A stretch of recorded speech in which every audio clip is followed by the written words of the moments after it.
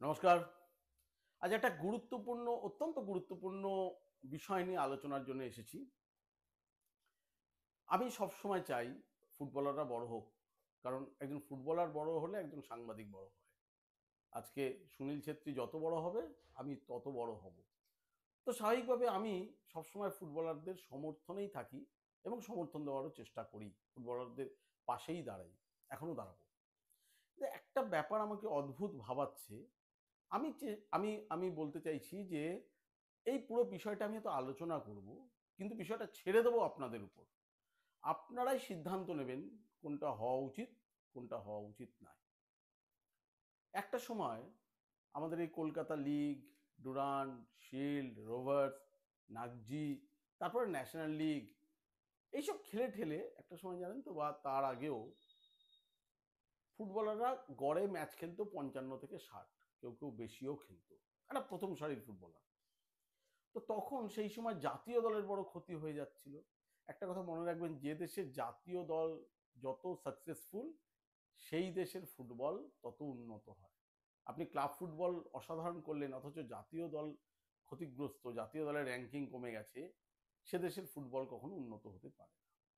এটা একটা সময় বাইচুং ন্যাশনাল টিমের জন্য খুব করে গলা ফাটাতো। তখন এত ম্যাচ খেলতে হচ্ছে ৫৫-৬০, কোনো ফুটবলের মুখে রা নেই।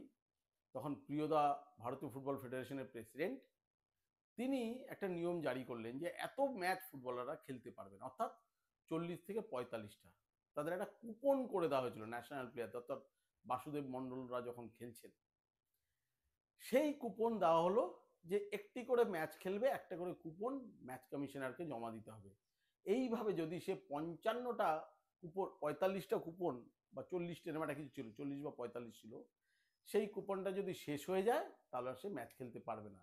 কারণ বেঁধে দেওয়ার চেষ্টা হয়েছিল ৪০ থেকে ৪৫টা ম্যাচ খেলবে। সেই অনুযায়ী ক্লাব কর্তারা, আমাদের যখন কলকাতা লিগ হতো, ইস্টবেঙ্গল মোহামেডানের কর্তারা সেই বুঝে কলকাতা লিগের ম্যাচ খেলাতেন, যে হয়তো কলকাতা লিগে আমি ৬টা ম্যাচ খেলাবো, ৬টা কুপন চলে গেল। রোভার্সে ৪টে খেলাবো, ৪টে কুপন চলে গেল। এভাবে একটা হিসেব করে ৪০ থেকে ৪৫টা খেলতো। মানে ভাবুন, তখন এত ম্যাচ খেলতো কমানোর জন্য একটা কুপন ব্যবহার করতে হতো। এখন আপনি একটা হিসেব দেব, মানে হিসেব দেওয়ার আগে একটা কথা বলি। কলকাতা লিগ চলছে, আমাদের যারা জাতীয় দলের ফুটবলার কোথায়, তারা বাড়িতে বসে।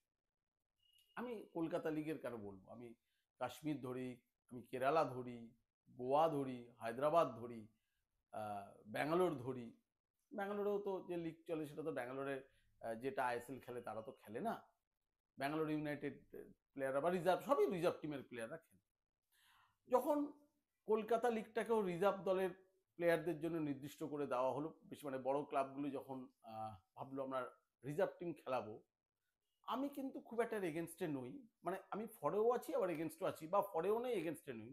কারণ কি, এখানেও যদি সেই ন্যাশনাল প্লেয়াররা খেলে তাহলে এটা ঘটনা যে একটা সময় তো এখান দিয়েই যত প্লেয়ার উঠেছে, আপনি বাসুদেব বলুন, সত্যই চ্যাটার্জি বলুন, শিশির বলুন, পরবর্তীকালে বাইচুংরা বলুন, আলভিটোরা, যারাই উঠেছে, এই বিদেশি প্লেয়ার এবং আরো বড় শক্তিশালী প্লেয়ারদের বা দক্ষ প্লেয়ারদের সঙ্গে খেলেই তো জায়গা করে নিয়েছে।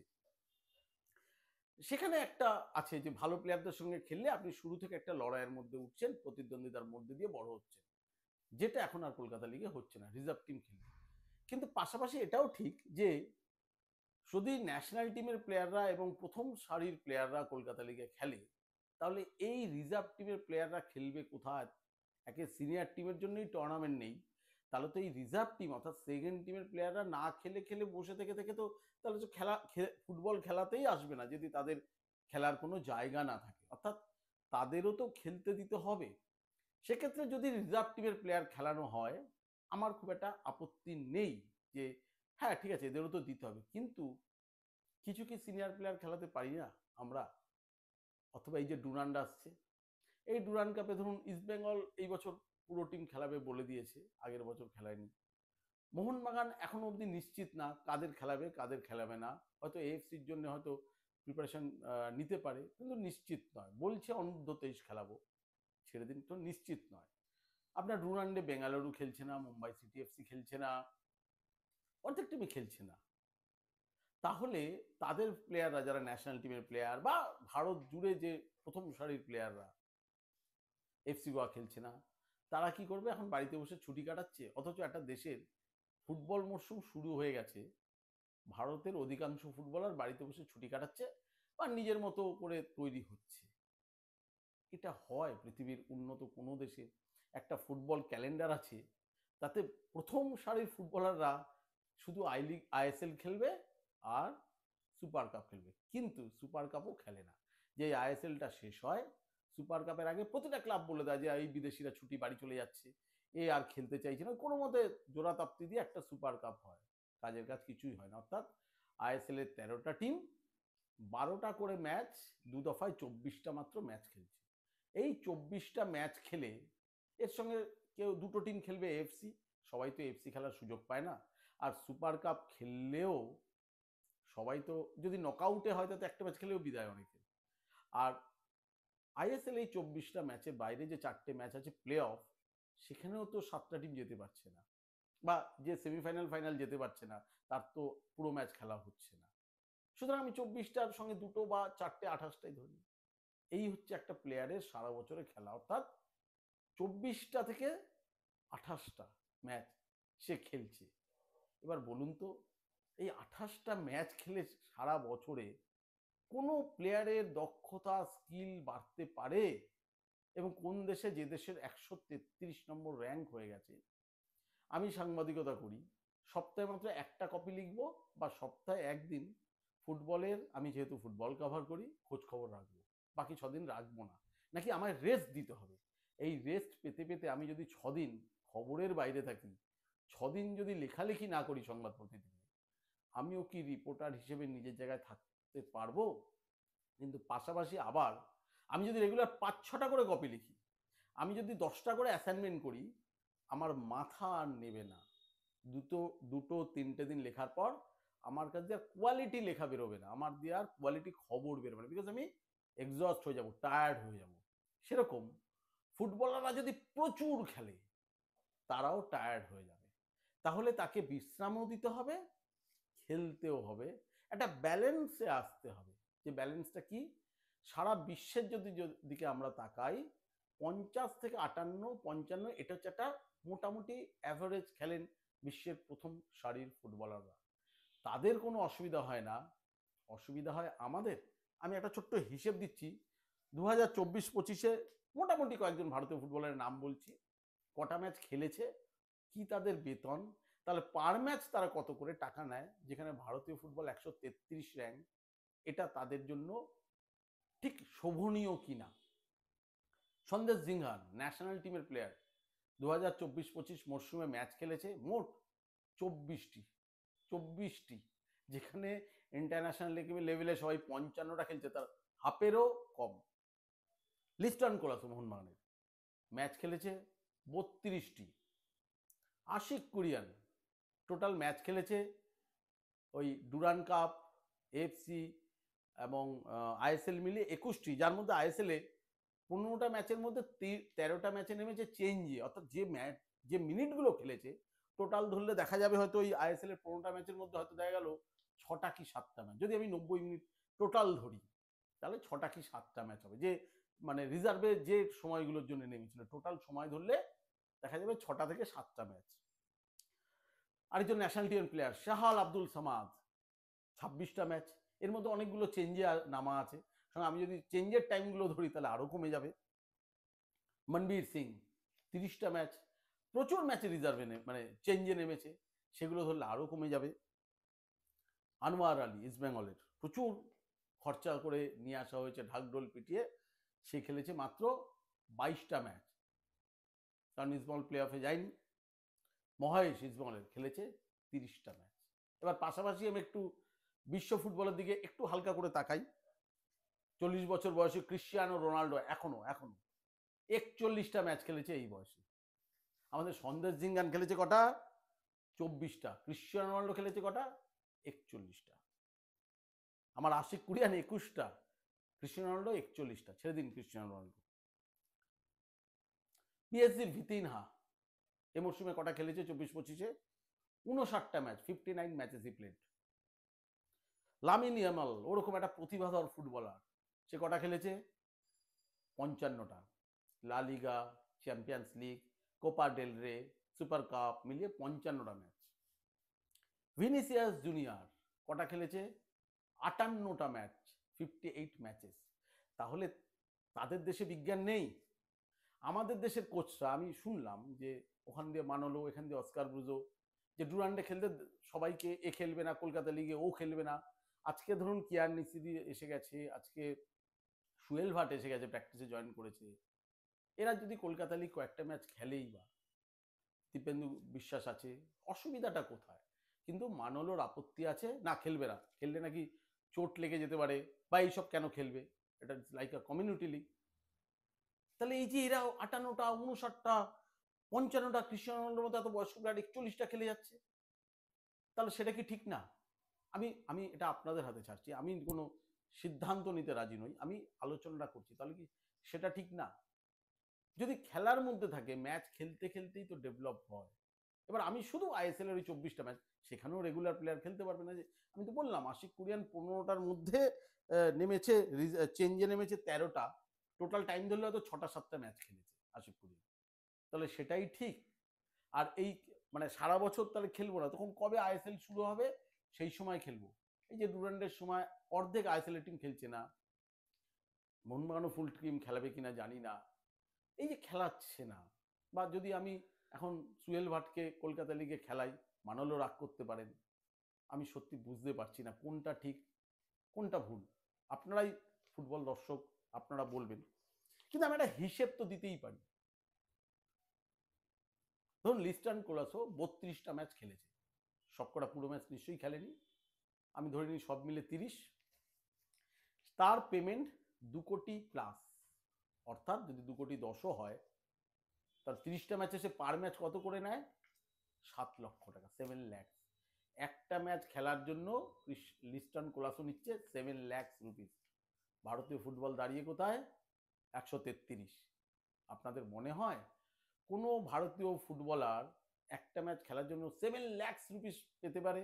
সেই জায়গায় ভারতীয় ফুটবল দাঁড়িয়ে আছে। আমি আবার বলেছি, ভারতীয় ফুটবলাররা বেশি টাকা পাক, আমার আপত্তি নেই। কিন্তু সত্যিই কি আমরা সেই মানে আছি যে একজন ফুটবলার একটা ম্যাচ খেলার জন্য 7 লক্ষ টাকা পেতে পারে? একটা ম্যাচ, 1 মাস না, একটা ম্যাচ। তাকে যদি দেওয়া হয় সে নেবে না কেন? এইভাবে ফুটবলারদের দর বাড়িয়ে দেওয়া হবে? 7 লক্ষ টাকা, অবশ্যই প্লেয়ারদের টাকা দেওয়া হোক, কিন্তু একটা ম্যাচের জন্য 7 লক্ষ টাকা। তাহলে যার যে ক্লাবে টাকা আছে, লিস্টন ক্লাসও দৌড়ে, হেঁটে দৌড়ে হামাগুড়ি দিয়ে চলে যাবে। আর যে ক্লাবের টাকা নেই সে প্লেয়ার পাবে না। এটা কি সত্যিই বাড়িয়ে দেওয়া হচ্ছে না আমাদের ফুটবল মার্কেটটাকে? আপনি মনবীর সিং কটা ম্যাচ খেলেছে? 30টা। 30টা খেলেছে, তার মধ্যে প্রচুর চেঞ্জে নেমেছে, সে প্রায় 1.5 কোটি টাকার মতো পায়। তাহলে যদি পুরো ম্যাচও ধরি, তাহলেও পার ম্যাচ 5 লক্ষ টাকা মনবীর সিং। আমি আর কি হিসেবে যাব? আশিক কুরিয়ান যার টোটাল বেতন পায় তার সঙ্গে পার ম্যাচ ধরুন। আবার বলছি ফুটবলাররা টাকা পাক, কিন্তু কোথায় একটা ব্যালেন্স তো থাকবে। বা তাদের খেলাতে সমস্যা কোথায়? একটা প্লেয়ার সন্দেশ জিঙ্গান সারা বছর ম্যাচ খেলছে 24টা, 2 কোটির উপর টাকা পায়, 2 কোটির উপরে। তাহলে ভাবুন, তাহলে তার পার ম্যাচের ফিস কত? 7.5 লাখ, 8 লাখ টাকার বেশি সন্দেশ জিঙ্গান। তারপরে 133 আমরা ভারতীয় ফুটবলে। কি হয় সন্দেশ জিঙ্গানকে এনে ব্যাঙ্গালোরে যদি ডিউরান্ডে খেলাতো? আজকে যদি লিস্টন কোলাসো ম্যাচ খেলেছে বা আশিক কুরিয়ান ম্যাচ খেলেছে, লিস্টন কোলাসো ম্যাচ খেলেছে 32টা, যদি ডুরান্ডে আরো 5টা ম্যাচ খেলে বা কলকাতা লিগে আরো 5টা খেলে 42টা করতো, কি সমস্যা হতো? AFC, ISL, Durand, super cup এইসব মিলে 32টা, আরো যদি 10টা ম্যাচ খেলে 42টা, কি সমস্যা হয়? ক্রিশ্চিয়ানো রোনাল্ডো খেলছে 41টা, আচ্ছা ভিনিসিয়াস জুনিয়র খেলছে 58টা সারা বছরে। এদের ডবল, ওরা খেলতে পারে আমরা পারি না, টাকা তো কম দিচ্ছি না আমরা। লামিন ইয়ামাল খেলছে 55টা, ভিতিনা খেলছে 59টা, ওরা খেলতে পারলে আমরা পারি না। তাহলে যদি কেউ বলে যে না ওদের বিশ্রাম দিতে হবে, তাহলে ঠিক কথা, বিজ্ঞান নয়। কারণ ফুটবল বিজ্ঞানটা যে প্লেয়ারদের নাম বললাম তাদের ক্লাব তাদের দেশ অনেক উন্নত আমাদের থেকে। শুধু বিজ্ঞান বিদেশি কোচরা এসে আমাদের প্লেয়ারদের উপরই গিনিপিগের মতো পরীক্ষা নিরীক্ষা করে, আমাদেরই গিনিপিগ ভাবে। কিন্তু আমরা কলকাতা থেকে কি আশা করতে পারতাম না দু তিনটে একটু একটু ভালো প্লেয়ার খেলবে, দর্শকরা আগ্রহ থাকবে, অবশ্যই রিজার্ভ টিমের প্লেয়ার খেলবে, তাদেরকে তুলে আনতে হবে, তাদের সঙ্গে দু একজন সিনিয়র দেওয়া দিয়ে খেলাটা আরো মনোরঞ্জক হতো, আরো সকলের ভালো হতো, প্লেয়াররা খেলার মধ্যে থাকতো। এই লিস্টন ক্লাসে ধরুন তো, বা মনবীর সিং যদি শুধু ওই আইএসএল খেলা হবে তখনের জন্য বসে থাকে, আর যদি মাঝে এফসি খেলে, এফসি কটা ম্যাচ আর খেলবে, তারা আর খেললো না কিছু, দোষটা তো তার না, দোষটা তো কোচের, শুধু আইএসএল খেলবো বলে। কিন্তু ভারতীয় ফুটবলে আমি 22টা 24টা ম্যাচ খেলবো, তার জন্য 2 কোটি 1.5 কোটি 2.5 কোটি নিয়ে চলে যাবো, এটা কি হচ্ছে? যদি ইয়ামাল খেলতে পারে এতগুলো ম্যাচ, যদি ভিনিসিয়াস জুনিয়র 59টা ম্যাচ খেলতে পারে, ক্রিশ্চিয়ানো রোনাল্ডো এই বয়সে 41টা ম্যাচ খেলতে পারে, মনবীর সিং পারে না, সমস্যাটা কোথায়? মানে হয় ওরা ভুল আমরা ঠিক, অথবা আমরা ভুল ওরা, অথবা আমরা একদম ঠিক পথে চলে 133 পৌঁছেছি, ওরা ভুল। ভারতীয় ফুটবলের ক্যালেন্ডারও তো সেরকম। গত বছর শুনেছিলাম এই প্লেয়ারদেরই খেলা বাড়ানোর জন্য এফএ কাপের ধাঁচে যেটা হবে, যে আইএসএল এর মাঝে মাঝে এফএ কাপের ধাঁচে সারা বছর ধরেই টুর্নামেন্টটা চলবে। কোথায়? একটা ছোট্ট একটা কোনো মতে দায় সারাভাবে আইএসএল এর পর ওই একটা নকআউট টুর্নামেন্ট করা হয়, কখনো বা রাউন্ড রবিন লিগও করা হয়, নকআউট হলে একটা ম্যাচ কিন্তু ফুটে যাওয়া, এইভাবে ফুটবল হয়? একটা আইএসএল 13টা টিম 12-12-24টা করে খেলছে, প্রথম 6টা টিম আরো কিছু খেলার সুযোগ পাচ্ছে প্লে অফে, আর শেষ দিকে টিমগুলো তার মানে 24টা ম্যাচ খেলছে, একটা প্লেয়ার সব সময় সবাই 24টা খেলে না, 20-22টা করে খেলছি, তারপরে বাড়ি। সুপার কাপে প্রথম ম্যাচে হেরে গেলাম, একটা খেললাম 23, বা যদি বলি যে আমার না সুপার কাপে চোট আছে, অর্ধেক প্লেয়ার খেলে না, তাহলে 22টা ম্যাচ খেলে আমি 1.5 কোটি টাকা অ্যাভারেজ নিয়ে বাড়ি চলে যাচ্ছি, ভালোই চলছে। আপনারাই বলুন কি করা উচিত? ফেডারেশনে তো একটা বলা উচিত যে মিনিমাম একটা প্লেয়ারকে, আগে যেমনি বেশি খেলা হতো বলে কুপন করে দিয়েছিল যে 40 থেকে 45টা ম্যাচ বেশি খেলা যাবে না, আমার তো মনে হয় এখন একটা রুলস করা উচিত একইভাবে কুপন করে দেওয়া, একটা ন্যাশনাল টিমের প্লেয়ার মিনিমাম 40টা ম্যাচ খেলতেই হবে সারা বছর, তবে সে ন্যাশনাল টিমে আসবে। সে যদি খেলার মধ্যেই না থাকে, আমি 7 দিন সাংবাদিকতাই না করি, একদিন করি, এটা হয়? তবে তারা খেলবে কোথায় সেই ব্যবস্থাটাও করে দিতে হবে।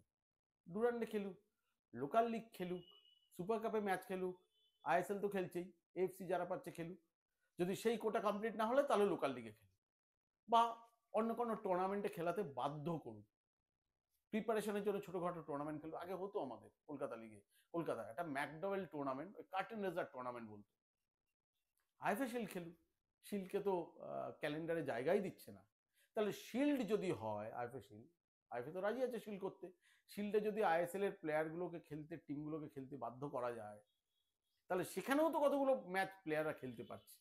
যদি ভারতীয় ফুটবল থেকে একটা কুপন করে দেওয়া হয় যে 40টা ম্যাচ খেলতেই হবে তবে তুমি ন্যাশনাল টিমে খেলার মতো যোগ্যতামান পেরোবে, তাহলে শিল্ডও খেলতে হবে, বা ক্লাবের ক্রাইটেরিয়া করে দেওয়া হোক যে এতগুলো ম্যাচ খেলতে হবে, তাহলে তুমি এই যে লাইসেন্সিং ক্রাইটেরিয়া থাকে, তাহলে তাহলে তাহলে তুমি খেলতে পারবে বা লাইসেন্সিং কমপ্লিট হবে, তাহলে দেখবেন সারা বছর ধরে খেলার মধ্যে থাকবে।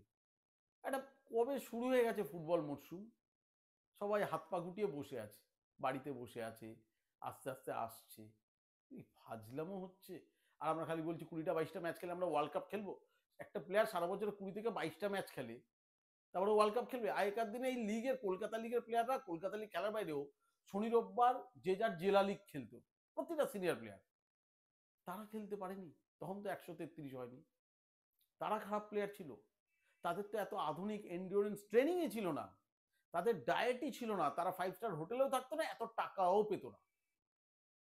ভালো তো একটা মনমান প্র্যাকটিসে গিয়ে যখন দেখি, ইসবল প্র্যাকটিসে দেখি একটা অডি সিরিজের টপ, অডি সিরিজের গাড়ি নিয়ে চলে আসছে প্লেয়াররা, দেখতে ভালো লাগে। ফেরত কি দিচ্ছেন? ওসব প্লেয়ারদের দোষ বলি কোথা, আমাদের দেশের ম্যানেজমেন্টই তো এরকম, খেলারই ব্যবস্থা করেনি, তাই এই অবস্থা। 20-22টা ম্যাচ খেলে 1.5 থেকে 2 কোটি টাকা নিয়ে চলে যাচ্ছে। হায় রে ভারতীয় ফুটবল, আপনারাই বলুন কি করা উচিত, কিভাবে যাওয়া উচিত। নমস্কার।